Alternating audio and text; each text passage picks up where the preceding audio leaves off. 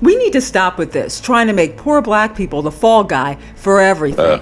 It's their constituents, a lot of them, that in some of these inner cities that's going to need SNAP to survive, and they're getting a lot of calls, and the pressure is going to be put on them. What is Tommy Tuberville talking about? Inner city. So what image does that conjure up? A black woman with 5 kids, no man, living off the white man's dime. Some people are just being straight out with it. I found this post on social media. The person here included a chart that says per capita, more black families use SNAP, and then included this, saying, if you read it this way, white families are burdened by the over-reliance of Hispanic and black children needing food stamps. But there was something that's missing from all this, the raw numbers. I've been a reporter for close to 20 years. I've worked in MAGA newsrooms. I have worked in mainstream newsrooms. And the first thing I always think of, let's see the facts. What's really going on here? So this is what the federal data tells us. Here are the raw numbers. Over 14 million white non-Hispanic people rely on SNAP. The majority are white. The largest portion, I should say, are white. Over 10 million black families SNAP. Over 6 million Hispanic, any race, SNAP. You see the numbers right here. So when you look at the raw numbers, more white Americans rely on SNAP. White Americans who voted for Donald Trump, white Americans who live in rural areas, but yet you have Senator Tommy Tuberville from Alabama saying this as well. A lot of people need to go back to work. A lot of young men that are on SNAP that should be working. So what does it look like in Tommy Tuberville state? I love going to local media. They do God's work covering communities. This is the headline I saw right off the bat. Alabama not among states paying to maintain SNAP benefits. So I'm thinking, what are the numbers for Alabama? How many people rely on SNAP in Alabama?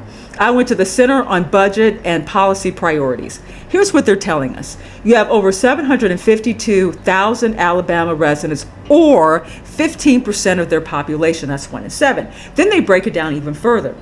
More than 67% of SNAP participants are in families with children. More than 39% are in families with a senior or disabled person, and more than 35% are in working families. What's so fascinating about Alabama when it comes to SNAP is this right here. Some Alabama counties among the highest SNAP users in the entire nation. But then you have Tuberville talking about inner cities. Why? Because it's worked before. Ronald Reagan, welfare queens, Willie Horton, Bush. But this isn't about race. The reality is that this has been a stalemate for 30 days. And it's not just Democrats. You also have one of the most conservative Republican senators, Josh Hawley, who says, at least please move money around to feed people. Why not consider that? Because if you deviate from the goal of reopening the entire government, Chuck Schumer and the radicals over there will continue to play games with people's paychecks, their livelihoods. When there is a contingency fund put in by Congress to provide emergency funding during a shutdown for SNAP, for food stamps, etc., something that was on the website of the Department of Agriculture 2 weeks ago.